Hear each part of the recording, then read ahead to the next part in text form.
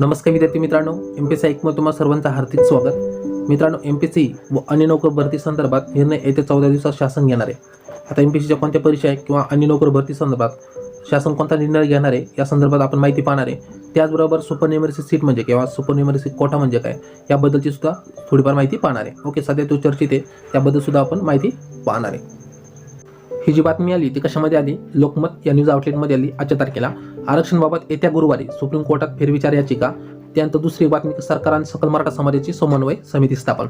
Okay, सुरुवातीला पहिली बातमी बघू. आरक्षणाबाबत येत्या गुरुवारी सुप्रीम कोर्टात फेरविचार याचिका राज्य शासन टाकणार. तुम्ही म्हणता 5 मे 2021ला सुप्रीम कोर्टामध्ये SBC आरक्षण रद्द झाले, पण त्यानंतर एक न्यायमूर्ती भोसले समिती नेमली होती. त्या भोसले समितीने एक सुझाव दिला की आपण सुप्रीम कोर्टामध्ये पुन्हा फेरविचार याचिका टाकू शकतो किंवा याचिका टाकू शकतो. त्या दृष्टीने आता येत्या गुरुवारी म्हणजे आज तारीख आहे 18 जून 2021, वार आहे शुक्रवार, तर येत्या गुरुवारी 4-5 दिवसामध्ये सुप्रीम कोर्टामध्ये राज्य शासन फेरविचार याचिका टाकणार आहे. त्यानंतर दुसरी एक बातमी, सरकार आणि सकल मराठा समाजाची समन्वय समिती स्थापन. ओके, यासाठी आपल्याला पूर्ण न्यूज पाहावं लागेल.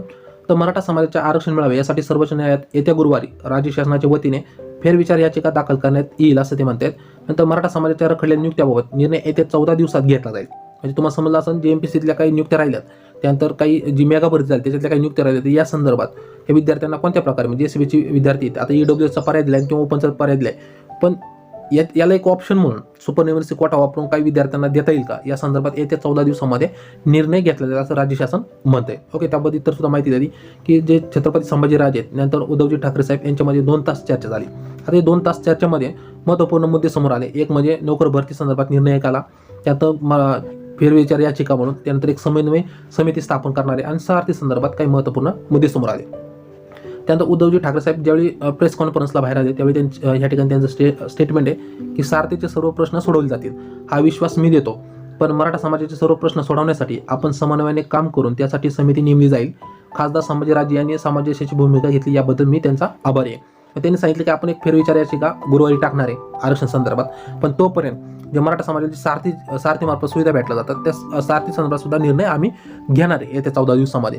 त्यानंतर एक समिती स्थापन करू सरकार आणि सकल मराठा समाजावरती, म्हणजे जेणेकरून जे विचार आहेत ते एकमेकाला सांगता येईल म्हणून. ओके, यासाठी जी समाजाची भूमिका कोणी घेतली? खासदार संभाजीराजे म्हणजे छत्रपती खासदार संभाजीराजेंनी घेतली, त्याबद्दल मी त्यांचं काय आभारी आहे असं कोण म्हणते? उद्धवजी ठाकरे साहेब.